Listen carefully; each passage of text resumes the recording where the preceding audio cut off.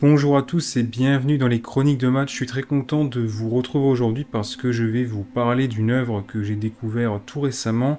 Il s'agit cette fois d'une série audio, c'est Alien, la sortie des profondeurs et c'est dispo sur le site Audible. Alors personnellement, j'adore Alien, le 8e passager. Certains films qui ont suivi avaient des propositions vraiment intéressantes. Je suis beaucoup moins fan de Prometheus et Covenant, mais voilà, je préfère le dire. Alien est une saga que j'apprécie quand même relativement beaucoup et le 1 est vraiment un chef-d'œuvre. Donc voilà, comme ça c'est posé. Alors, à savoir tout de suite, cette série audio en fait s'intercale entre Alien, le 8e passager, et Aliens, donc Alien 2. Donc il faut impérativement avoir au moins vu le premier film pour comprendre ce qui se passe, ou du moins vraiment en profiter dans les meilleures conditions. De toute manière, je pense que quelqu'un qui ne connaît pas du tout Alien va pas s'embêter qu'une série audio, il va d'abord commencer par les films, du moins je l'espère. Alors je vais essayer de vous résumer le début de l'histoire juste pour vous donner l'eau à la bouche. En gros, l'histoire commence, on est avec l'équipage d'un vaisseau qui s'appelle le Marion. Il est en orbite autour d'une planète qui s'appelle LV178. C'est une planète qui regorge d'un minerai extrêmement rare, extrêmement coûteux et qui a des propriétés vraiment intéressantes. C'est, il me semble, le minerai le plus dur à ce jour connu de l'espèce humaine. Et donc, il y a une société qui est la Keeland, qui est une filiale de la Weyland-Yutani, qui a décidé de faire de l'extraction minière sur cette planète, et donc elle a installé des mineurs, et il y a une mine en activité sur cette planète. Il y a une grosse tempête qui sévit actuellement sur la planète, mais apparemment c'est quelque chose d'assez courant, donc pour l'instant rien d'inquiétant. Mais il y a deux petites navettes qui décollent et qui essayent de rentrer en communication avec le Marion. Ces navettes sont celles des mineurs qui font les allers-retours des fois entre la planète et le Marion. Et en l'occurrence, en fait, ils essayent de contacter l'équipage du Marion, mais il y a de la friture. En fait, il y a tellement d'interférences à cause de la tempête qu'on ne comprend pas tout ce qui se passe. C'est très difficile d'établir le contact avec eux, mais ils ont l'air complètement paniqués. Ils disent qu'ils sont descendus dans la mine. Et en fait, ils ont fait la rencontre de quelque chose. Il y a des créatures apparemment. Certaines se sont collées au visage de certains de leurs collègues. Évidemment, nous on comprend que c'est le xénomorphe. Ils sont de retour, ils sont là. Malheureusement pour ces mineurs, ils viennent de mettre les pieds dans un nid de guêpe. Et en fait, ils veulent retourner sur le Marion pour pouvoir soigner le peu de rescapés qu'il y a. Tout le monde est blessé, c'est la panique totale. Hooper, du coup, le chef du Marion, il est pas trop chaud. Il se dit, c'est pas la procédure. Ils ont l'air d'être infectés par quelque chose. On peut pas les faire rentrer tout de suite. Ils savent pas quoi faire, en fait. Je vais pas en dire plus. Mais en fait, ce qui va se passer, c'est qu'une des deux, en fait, s'approche dangereusement du Marion. La navette va percuter de plein fouet le Marion. Et en fait, le problème, c'est que les propulseurs du Marion vont être complètement endommagés. Et en plus de ça, le Marion va sortir de sa trajectoire orbitale autour de LV178.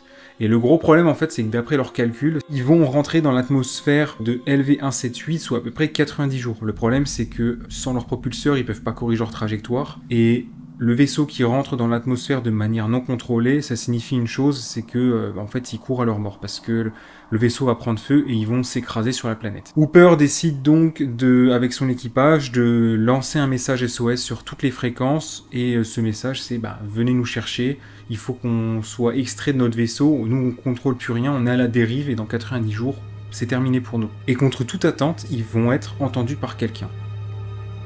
Un vaisseau va venir vers eux. Et là, on a une ellipse temporelle, le temps que le vaisseau arrive, à peu près 70 jours, donc en gros, il leur reste 2 semaines avant de se crasher. En fait, c'est pas les secours, c'est Ellen Ripley qui est dans sa capsule en hyper sommeil.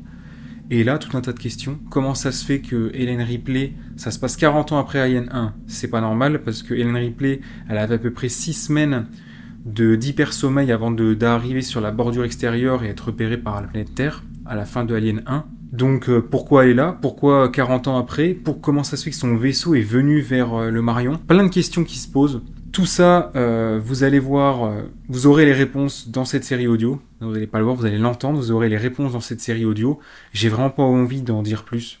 Cette série est incroyable. Déjà, là je vais vous donner mon avis.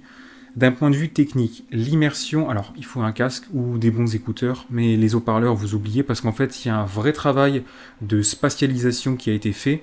Les acteurs, ils se donnent à fond. Les bruitages sont incroyables.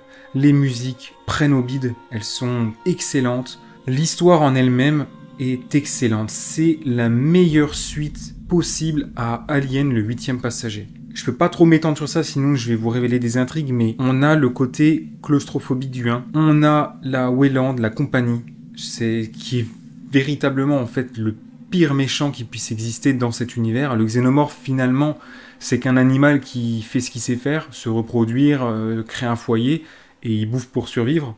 Voilà. En gros, c'est finalement la nature, mais la compagnie, elle, c'est autre chose, c'est tout autre. La compagnie n'a pas besoin de faire ce qu'elle fait, en fait. C'est pas quelque chose d'humain, entre guillemets, c'est pas quelque chose de nécessaire. Donc on a ça, on a cette compagnie atroce, ignoble. Il y a autre chose, mais je peux pas le dire parce que sinon je vais révéler quelque chose, mais il y a encore quelque chose du 1 qui revient encore une fois, une thématique bien précise qui est à nouveau là, et elle est faite d'une façon, c'est vraiment excellent. Et en plus de ça, ça aurait pu être quelque chose de bête et méchant, un produit comme ça de marque qu'on vous balance pour vous vendre du Alien, mais en fait, c'est fait avec tellement de respect que ça s'intercale entre le 1 et le 2, mais de manière tellement intelligente. Vous pouvez regarder le film Alien, le premier, vous pouvez enchaîner juste après avec la série audio et ensuite vous matez le deuxième film, et ben en fait la continuité elle est ultra respectée, c'est ultra logique et ça va faire travailler votre imagination, un truc de dingue. Je suis peut-être un petit peu dans l'euphorie et tout, mais il faut savoir que j'ai écouté cette série il y a 2 semaines, je l'ai écoutée déjà 2 fois, j'enregistre la vidéo seulement maintenant, et rien que là de vous en reparler, je me rappelle de trucs, je suis nouveau dans l'ambiance, vraiment je vous invite à donner cette chance à cette série. D'ailleurs en parlant de ça, comment écouter cette série audio? Eh bien dans mon cas j'ai appris qu'il y avait une trilogie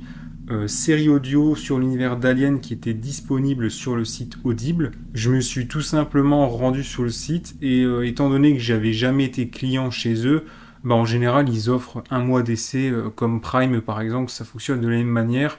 Donc je me suis abonné, j'ai j'ai téléchargé mes livres, mes séries, je veux dire, sur l'application, téléphone, tablette, etc., même PC, peu importe, et j'ai résilié dans la foulée, et ça fonctionne parfaitement, donc je vous encourage vraiment à tenter l'expérience, ça vous coûtera rien. Je vous mettrai au pire le lien dans la description pour avoir l'offre si vous la trouvez pas. Faut que je retrouve le lien sur lequel j'avais cliqué, mais c'est pas bien compliqué de toute manière. J'espère vous avoir donné l'eau à la bouche, vraiment. Si vous aimez Alien, c'est bon, j'ai trouvé votre programme pour les 2 prochaines soirées. Hein. Ça dure à peu près 4h30, je sais plus si je l'ai dit. C'est coupé en chapitres, 10 chapitres de 1 demi-heure à chaque fois. Par contre, je vous en conjure, n'écoutez pas ça en passant à la spi ou en faisant le ménage ou le sport. Hein. Vous allez vous flinguer l'expérience. Enfin, pour le coup, c'est pas le podcast à la con qu'on écoute quand on passe l'aspirateur. Hein. Là, c'est vraiment une vraie œuvre, il y a un boulot de dingue qui a été mis dedans. Faites-vous ce plaisir, le soir là, putain, vous vous mettez dans une ambiance un peu tamisée, vous écoutez ça, vous allez avoir la chair de poule, c'est garanti quoi. Bref, j'espère que la vidéo vous aura plu. On se retrouve très bientôt pour certainement d'autres propositions autour de l'univers Alien. J'ai aussi commencé des comics, peut-être que j'en parlerai, peut-être pas. On verra bien. D'ici là, eh ben, écoutez, je vous souhaite de très bonnes lectures et maintenant aussi de très bonnes écoutes. À la prochaine les gars, ciao!